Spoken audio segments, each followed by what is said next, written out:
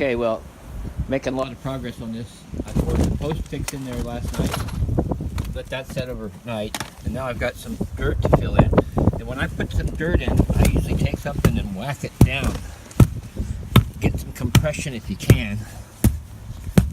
Get it nice and tight. Because I got quite a bit of topsoil yet I want to try and put in there.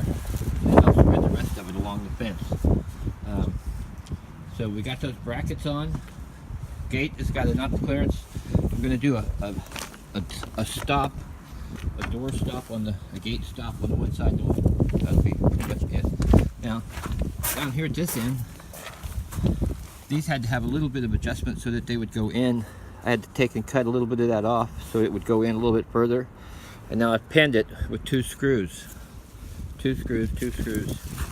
Won't be able to see them, and then there's a little strip that will go on there, and that'll hide that. Then I've screwed a little batten in the middle there to hold that in place. And it's 2x4s or 4x4s. I guess they go up against there for whatever reason. So then I'll have to cut the top bit off. But we're almost done with this.